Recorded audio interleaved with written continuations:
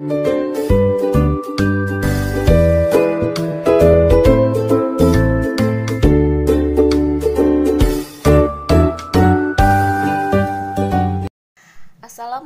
warahmatullahi wabarakatuh. Halo anak-anak kelas 6 semuanya.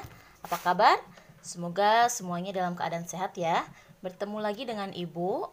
Hari ini kita belajar muatan pelajaran ilmu pengetahuan alam. Dan hari ini kita masuk tema 2 subtema 3, yaitu mengenai manfaat adaptasi makhluk hidup bagi manusia dan lingkungan dan pelestarian tumbuhan dan hewan berdasarkan lingkungan hidupnya. Seperti apa penjelasannya? Simak videonya sampai selesai. Pembahasan hari ini yang pertama yaitu mengenai manfaat tumbuhan bagi manusia dan lingkungan, manfaat hewan bagi manusia dan lingkungan, pelestarian tumbuhan berdasarkan lingkungan hidupnya, dan terakhir pelestarian hewan berdasarkan lingkungan hidupnya.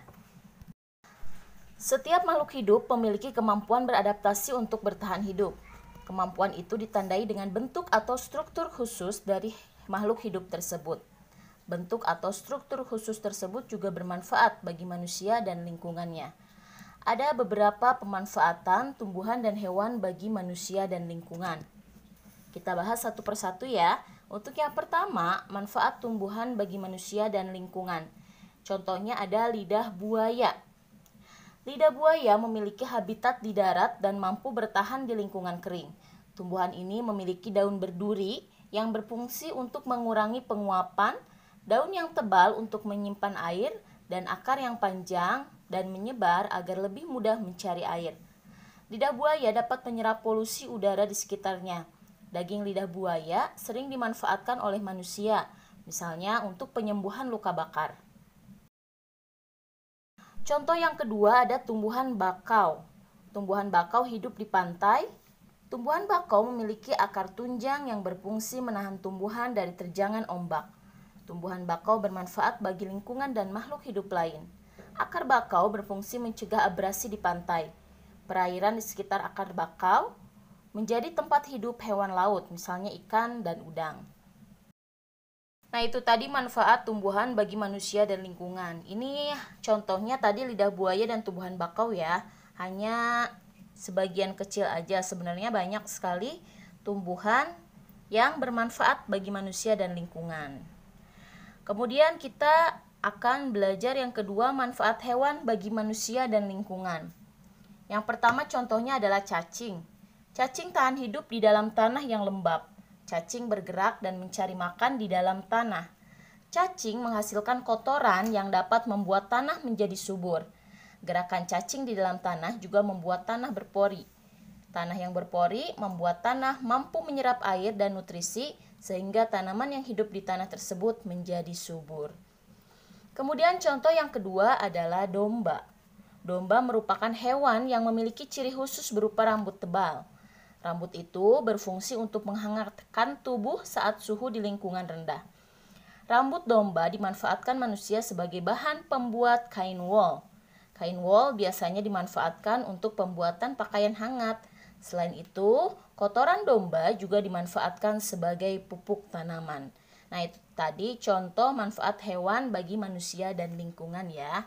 Contohnya hanya sebagian kecil saja, tadi cacing, tanah, dengan domba.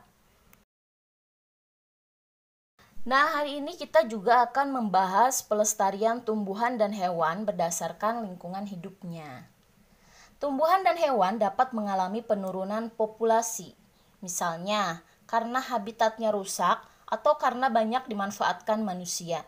Jika tumbuhan dan hewan tersebut tidak dilestarikan, tumbuhan dan hewan tersebut akan menjadi langka. Terlebih jika tumbuhan dan hewan tersebut termasuk endemik, artinya tumbuhan dan hewan tersebut hanya dapat ditemukan di satu tempat dan tidak dapat ditemukan di tempat lainnya. Berikut ada beberapa contoh tumbuhan dan hewan yang harus dilestarikan agar tidak punah. Yang pertama, pelestarian tumbuhan berdasarkan lingkungan hidupnya. Contohnya ada bunga padma raksasa. Tumbuhan bunga padma raksasa atau Rafflesia memiliki mahkota berwarna merah. Rafflesia mengeluarkan aroma busuk seperti bangkai untuk mengundang hewan penyerbuk seperti lalat agar hinggap dan menyerbuki bunganya. Rafflesia membutuhkan waktu hingga 9 bulan untuk tumbuh. Masa mekar bunga Rafflesia hanya 5-7 hari saja. Rafflesia merupakan tumbuhan yang langka. Oleh karena itu, peran pemerintah sangat diperlukan dalam pelestarian tumbuhan tersebut. Misalnya, menetapkan taman nasional atau mendirikan taman konservasi untuk melindungi tumbuhan Rafflesia. Kita juga dapat turut serta melestarikan Rafflesia, misalnya dengan mencari informasi tentang tumbuhan tersebut untuk kita pelajari. Kita juga tidak boleh merusak bunga tersebut beserta lingkungan hidupnya. Contoh kedua ada tumbuhan cendana. Cendana merupakan tumbuhan berkayu yang mengeluarkan aroma khas wangi. Cendana banyak dimanfaatkan dalam keseharian masyarakat Indonesia. Aromanya yang khas dan wangi membuat tumbuhan cendana dimanfaatkan sebagai bahan baku pembuatan parfum atau aromaterapi. Namun, tumbuhan cendana termasuk tumbuhan langka karena sulit untuk dibudidayakan. Kecambah dari pohon cendana merupakan tumbuhan parasit sehingga harus menumpang tumbuhan lain. Oleh karena itu, peran pemerintah dan masyarakat sangat penting untuk menjaga kelestarian tumbuhan cendana. Peran kita sebagai masyarakat dengan mengurangi penggunaan minyak cendana. Peran pemerintah misalnya menetapkan kawasan konservasi bagi tumbuhan tersebut. Nah, sekarang bagaimana dengan pelestarian hewan berdasarkan lingkungan hidupnya? Contoh yang pertama ada orangutan. Orangutan merupakan hewan endemik yang hidup tersebar di hutan tropis Indonesia, tepatnya di Pulau Sumatera dan Kalimantan. Orangutan menghabiskan sebagian besar hidupnya di kanopi pohon. Saat ini ancaman kelangsungan hidup orangutan mencakup berubahnya fungsi hutan menjadi perkebunan kelapa sawit, pertambangan, dan pembukaan jalan. Upaya pelestarian terhadap orangutan pun dilakukan, seperti kerjasama WWF Indonesia dengan pemerintah dalam mengembangkan rencana tata ruang ekosistem sebagai upaya pengembalian hutan sebagai habitat orangutan. Selain itu, sebagian besar orangutan yang selamat dilindungi di tempat penangkaran khusus. Sebagai contoh, penangkaran orangutan di Bukit Lawang, Sumatera, dan Tanjung Puting, Kalimantan. Kemudian contoh yang kedua adalah gajah Sumatera. Gajah Sumatera merupakan hewan endemik di Pulau Sumatera. Gajah Sumatera menyukai hutan yang ditumbuhi oleh pohon-pohon lebat dan berada dekat dengan sumber air. Gajah Sumatera termasuk hewan langka karena jumlahnya semakin menurun. Faktor penyebabnya antara lain adalah pemburuan dan berubahnya fungsi hutan menjadi permukiman dan perkebunan. Sebagai langkah pencegahan dari kepunahan, pemerintah menetapkan beberapa wilayah sebagai pusat konservasi gajah Sumatera, misalnya Taman Nasional Waikambas di Lampung dan Taman Nasional Teso Nilo di Riau. Nah, itu tadi pembahasan mengenai manfaat adaptasi makhluk hidup bagi manusia dan lingkungan. Kemudian tadi pelestarian tumbuhan dan hewan berdasarkan lingkungan hidupnya. Ya, semoga apa yang tadi Ibu sampaikan bisa kalian pahami dengan baik ya.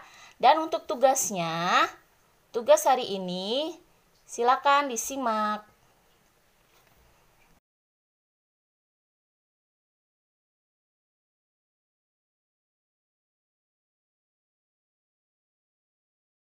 Oke anak-anak, video pembelajaran dari Ibu cukup sampai di sini ya.